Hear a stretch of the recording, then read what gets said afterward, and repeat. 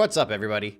There is a lot to talk about today, not just related to sales, but to some other things as well. I'll start this off by talking about the reason you guys clicked on this video for. So obviously it's Thursday, which means we've gotten the next batch of Japanese sales numbers. If you guys remember last week, the Switch 2 did terrible, and in the video that I covered where I discussed it, I said realistically speaking, they withheld some stock to release more Switch 2s with DK Bananza, which backs up the claim that this Switch 2 is clearly being manipulated and they're drip feeding it and releasing it just at opportune moments to make things appear better than they actually are. So in response to my video last week where everybody was like, oh yeah, talk to us next week when the Switch 2 is doing better, everybody was telling me that realistically speaking, in order to follow up for the poor week of 70,000-ish sales, and it's poor because it's a massive drop off in comparison to the weeks prior to it, obviously. They normally don't drop off that fast. But everybody told me they were gonna come back next week and they were gonna laugh at me when the Switch 2 does more than 200,000 sales.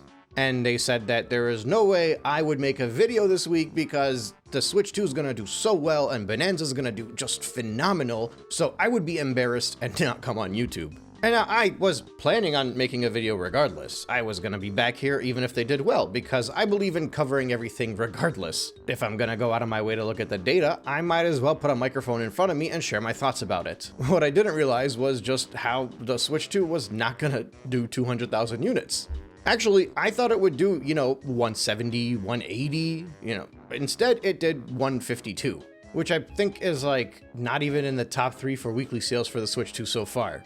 Well, of course, one of those weeks is counting launch weekend, so it would be 3rd place if you don't include that. Now, 152 is good in a vacuum, but when you consider the fact that they had a massive drop-off last week, likely because they're withholding units to push more sales this week, plus you have the launch of a game that you're expecting to move units. You're expecting this to be a flagship, right? This is the Odyssey reincarnate. This is supposed to be the Switch 2's Breath of the Wild. So you'd expect much higher sales numbers. People are supposed to be going to the stores to buy a Switch 2 to buy this game. That's what we're being sold on with this whole idea that Bananza is Game of the Year material. And whether or not is Game of the Year is kind of irrelevant, I still think this is probably a really fun game. But the discussion around this thing is just how this is going to be the thing that makes more people buy a Switch 2.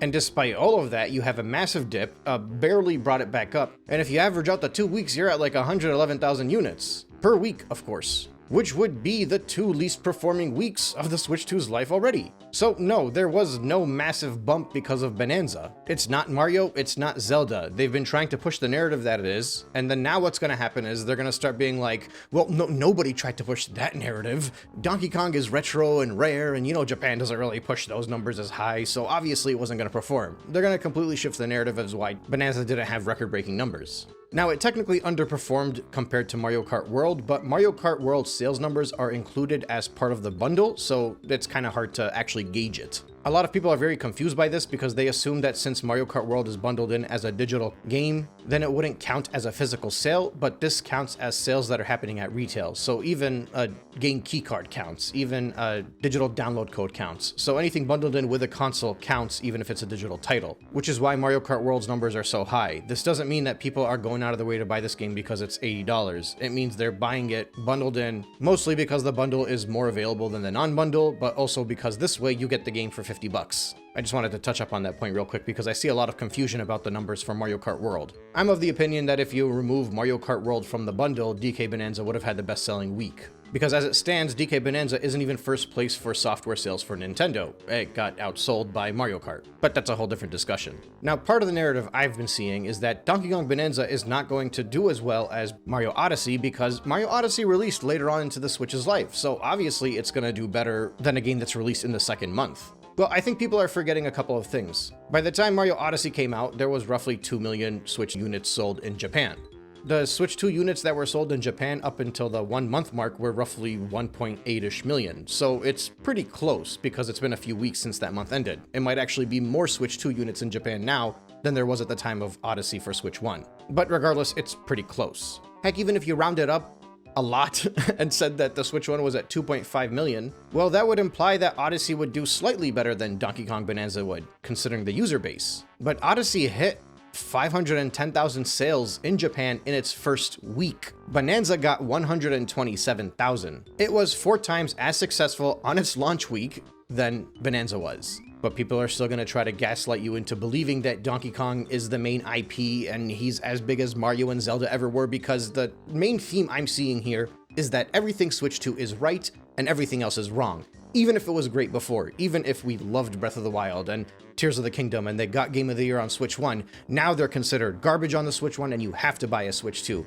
Even if we used to love Iwata and we used to love Reggie, who, by the way, Iwata's been dead for 10 years now, and none of the Switch 2 fans are talking about that. But even if we used to love that time of Nintendo's life, no, now they're all talking about how it was always garbage and you should be mad that you even think that they were better when it were around. Everything is being rewritten by bots, marketers, whatever they are, people online that just have this weird mental gymnastic thing going to convince you that Nintendo Switch 2 is perfect and it's going to be perfect. One of the funniest things that I have been seeing over the past month or two is this blatant ignorance and this idea that there is actually no backlash for the Switch 2. You might have noticed it as well. You'll be scrolling through various posts, watching videos, and somebody will mention something in a comment or be like, oh yeah, I'm surprised there was such a big backlash. And then immediately what they do is they go, oh, what backlash? This is my first time hearing of this. And then you look at their post history and they've been arguing with people in a backlash the entire time. So this is their way of trying to belittle the idea that there are people that are upset with this, making it seem like it's only a minority of people that are actually disappointed by Nintendo and by the Switch 2 by extension.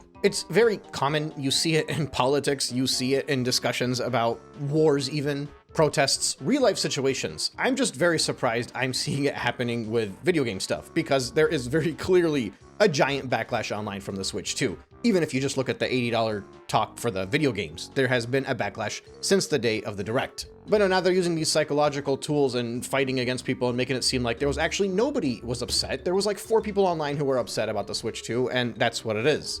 Well, now, I don't know if you guys have noticed or not, but there are people who are starting to call out a lot more YouTubers. I myself was wondering why I got so many viewers on my channel over the past week, because obviously after the Switch 2 launch, my channel and my views have been dying down, which I'm okay with because now I know that I'm getting my target audience. Turns out there's some YouTuber out there or Twitter guy, I don't know, but I searched up my name and I found myself on Twitter and some forums and everybody's like calling out Dean anytime there's some new numbers or updates about records that are being set, anything. And most of these records are still top heavy. They're from the first weekend and it's just carrying forward. I was like, oh, apparently I've ruffled some feathers out there. Turns out I was getting a lot of hate on Twitter, I was getting a lot of hate on Reddit, I've been getting a lot of hate on forums. And then I noticed between all of the hate, there are a lot of people who are actually backing me up as well, which surprised me because it's just a chain of just Dean is this and Dean is this and Dean is this. And of course you look at their profile pictures and it's a dude wearing a Mario hat with his fingers doing a peace sign. But it turns out that I got a lot of people who were defending me, a lot of people who were agreeing with me, and actually I gained a lot of followers who completely agree with me, which is what's more important to me.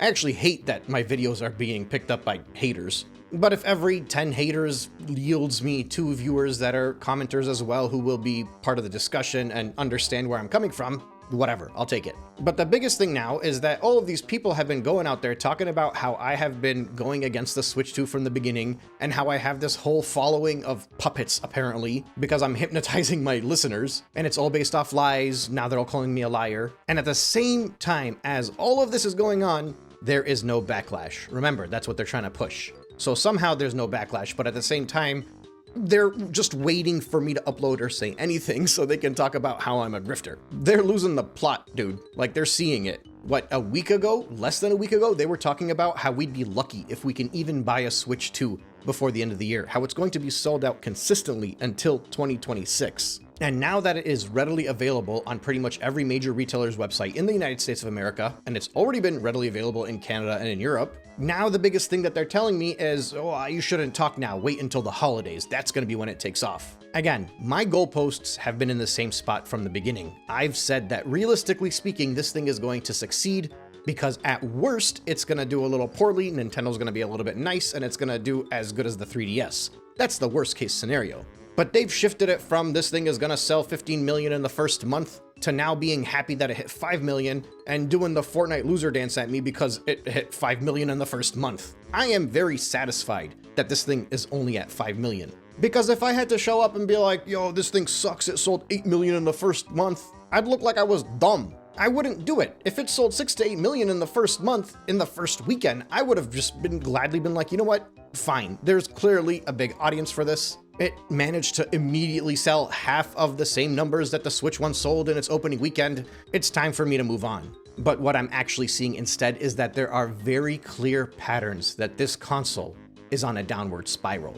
There are very clear patterns to me that this thing just might not be the second coming of Miyamoto himself, coming to bring Nintendo to the promised land and having triple the sales of what the Switch One did. And I'm saying might because I still am realistic. I understand there are a lot of people out there that might actually be wanting the Switch 2. Maybe now that they've opened up all the stock, we come back next month and it turns out this thing sold 15 million. I don't know, it might be that case. But I just have a lot of reasons to doubt it. Dude, Zelda Breath of the Wild on its launch sold 186,000 units, at a time when the Nintendo Switch 2 only had 329,000 units sold. Heck, in the United States, in this past month alone, every single week the gap between the sales of the Switch 2 and the PS5 have shrunken to the point where in the most recent week the difference was like 16,000 units. That's nothing for a console that just launched in its opening month. But up until this point, the only thing I have seen from Nintendo that has impressed me is the fact that they stockpiled so many units to have them available at launch.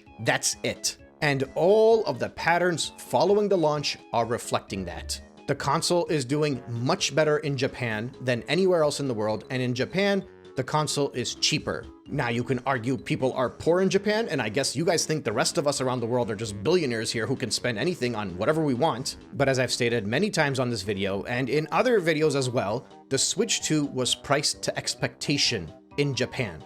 Over here, nobody expected the price to be $450, and nobody expected the price to be $80. Over here, they went above expectation. In Japan, they priced it at what people expected. It is significantly cheaper than the PS5, and over here, it's the same price. That makes all of the difference, because Nintendo is not supposed to be as expensive as Sony. That's how it works. That's the unwritten rule. And then you add into it the game keycards, and of course the third parties are all doing terrible, and you add to the fact that they're banning people for farting on their Switch. Well, that's me using hyperbole, but give it a minute. I'm sure they will ban somebody for doing that. And then despite that, there are just these white knights out there who are looking at Nintendo and looking at us and just being like, this is the happy moment and you're ruining our happiness. Dude, be happy. Go play your Switch 2. Stop commenting on my videos and stop reacting to this stuff. Just be happy. Play your video game. Look, if you feel personally hurt by something that I've said about Nintendo for some reason, shoot me an email. I will buy you a used video game. I'd be cautious about putting in my Switch 2 if I were you because I might brick it, but I would be gladly, you know what, just to make amends and to put things right,